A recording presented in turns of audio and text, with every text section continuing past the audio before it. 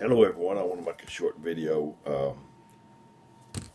that's fell on my heart and got on my mind, and I want to share it with you. I got to thinking about how we count things, how we determine things. And so let me get started. I'm going to be in Romans 8:16 through 18 at the first in the King James Version of the Bible. Maybe this will make it clear. It said, "The Spirit itself beareth witness with our spirit that we are the children of God. And if children, then heirs, heirs of God, and joint heirs with Christ, if so be that we suffer with him, that we may also be glorified together. For I reckon that the sufferings of this present time are not worthy to be compared with the glory which shall be revealed in us. For I reckon." At first, it just seemed like that's a method of talk, like we do in us around here. We say, I reckon not, or whatever. I don't think he's talking about that so much as he's talking about an accounting system where you reconcile things, and you put them in the right perspective. God is using your losses to build you up. So, but we're counting them as losses when they should be on the positive side. How will you go forward? So, Paul is a man that suffered while he was down here. He didn't get his stories like I do, a lot of them. I mean, I do tell personal stories, but from a book or from someplace, or I heard he lived his stories, and they were personal stories. And it says, Acts 14:19 through 20 says, "And there came thither certain Jews from Antioch and Iconium, who persuaded the people, and having stoned Paul, drew him out of the city, supposing he had been dead. Howbeit, as the disciples stood round about him, he rose up and came into the city, and the next day he departed with Barnabas to Derbe." They stoned him, and he just jumped right back up. That's the way I feel entirely, is that if you get knocked down 7 times, get up at least 7 times. And so, as I said, for I reckon, that's a counting term. It depends on what you think about what's happening to you. That makes all the difference in the world. It's not so much as what's happening to you or what someone else thinks is happening to you. It's what your take is on what happens to you. Is it a liability or is it an asset? Where are you putting things? And that's the difference in people. Two people could go through the same thing, and one of them come out good, and the other one come out moaning and groaning. And it's because they put it on a different side of the ledger. One go through a trial and say, "Oh me, I'm never going to be the same," kind of deal. The other one said, "This is going to make me a better man. This is going to make me a better woman."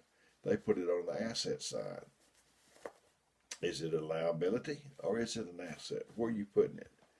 The Bible said, "Count it all joy." That's the Bible's accounting system. You just put it all on the joy side. He said, James 1:2-3 said, "My brethren, count it all joy when you fall into diverse temptations." Oh, me. Well, we moan and groan, and we certainly don't count it all joy. I'm guilty too.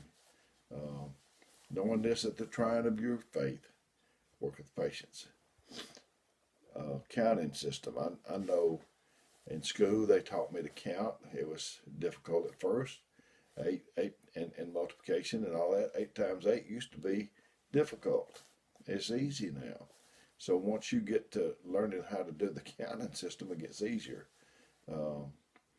If you can count to 10, you can count to 100, to 1,000. 1, 2, 3, 4, 5, 6, 8, 9, 10. Then you start over. 11. That's the 1 on the first level with another 1 to it. 11, 12, a 2 on the first system with a 1 in front of it. 11, 12, 13, and so on. Get to the next level, 21. Get to the next level, 31, and keep counting. And so if you can count to 10, you can count to 1,000. God's accounting system, God's math, it's different than man's math. I'm telling you. I'm here to tell you. Uh, in God, 1 plus 1 equals 1 sometimes. A man 1, a woman 1. It's not 2 when they join together, it's 1. Same with the church. You got no matter how many people, but when they come together as one, that's when the Lord blesses. Deposits and withdrawals. Uh, Maybe you're doing your math wrong there, or I've been doing my math wrong there. You cannot withdraw until you make deposits. So I know Brother Dewey Barrier. I think he died in '86. It's a long time ago, but I remember him, and I remember this sermon. He said that he liked. He said, get you a piece of paper. And he said he liked one with lines on it, and take it and divide it in the middle and go down the middle of the page. On the first side, you write what's going for you and what's going against you. He said start with what's going for you. Write down that list. And he said if you're not ashamed, then start on your list about what's going against you. You'll never make it to that side of the list if you're thinking in the right way. We have something happen to us. We think, well, this is not the time for me to go through this pain and this trial. Not now. But we don't get to pick the times, nor do we get to pick the trial. We don't get to pick the battles we're in. We don't get to pick the weapons we're going to use, or the weapons that's used against us, or the rocks that's thrown to hurt me. I heard about it, people throwing bricks at you, use them to build a foundation to build something else. And I love reading about Paul, because I know that it's just not a motivational speaker or preacher trying to get me motivated, but this is a man that has been through more than I'll ever go through. Paul did an audit in his head. The way you reckon with something is how you deal with it. Have you ever had your business audited? It's one of these nail biters. But God is doing an audit on us, and we ought to be doing an audit on our life. How you reckon determines whether you lay there and play dead or you'll get up and be victorious. How you reckon will determine whether you forgive or whether you'll have a feeling to get somebody that's went on with their life. You have a feeling against somebody, and hopefully you don't and I don't, but if you do, you still holding on to the thing. You look out in life at church or wherever, and they're going on with their life, and there you are stuck in the mud.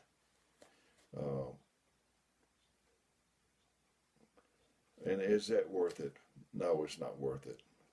Suffering equals liabilities, but you can count some on the asset side. Is your faith stronger than your fear? I came here to tell you this morning that you can do whatever somebody else can do. I used to see those old children of God, the ones that I looked up to, and this is the way they did. And I thought I'll never be able to do that. But if you keep after it, if you keep desiring it and want to do that way, I may not never be as good as they were at it, but I can be as good as I can be. I came to tell you that God is a God of profit. He doesn't want an unprofitable servant. I was talking about the audit. If God be for you, who can be against you? That tells where things line up. Weeping may endure for a night, but joy comes in the morning. Keep on counting till you get it right and you see a profit. If you keep on counting, and I tell you, I'm not through counting. Count it all up. Because the enemy will try to kill you with your own weapon. I see people I see people that I know their counting system's wrong, because everything's everything's an old me and whatever. And then, friends, I'm not trying to tell you that I've always got it right or I still get it right. But I try to hold my head up. I try to put things in the right perspective. You think of something or you see something, it'll be a negative thought come at the first. So try to turn it into a positive thought. Since March of 2018, I've found out I had cancer, had heart trouble before then. But that's the bad news. But the good news is I'm closer to my destination. I'm gonna try to end with this example. I heard a song years ago. It wasn't really a song. A man was talking in it. I think I mentioned it on another video, but he was talking to his buddy or something. He said, I went on an airplane ride, and the guy said, that's good. And he said, no, it was bad because the airplane developed engine trouble. He said, that is bad. He said, no, that's good. I had a parachute on there when we started going down. The guy said, that's good. He said, no, that's bad because the parachute didn't open. And he said, well, that is bad. He said, no, there was a haystack down where I was going. And he said, well, that's good. He said, well, no, it's bad. There was a pitchfork down there.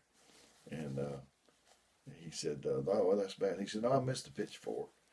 That's good. And it just keeps going on and on and on and on. And there's good and bad in all situations. And you can find something good about anybody. I've enjoyed getting this to you today. I've got it to you because I care about you. I'm going to give you my phone number, 256-508-4410. If you need me, leave me a little message. If I don't get it, I'll get back to you as soon as I can. And may God bless you. May God richly bless you until we do this again.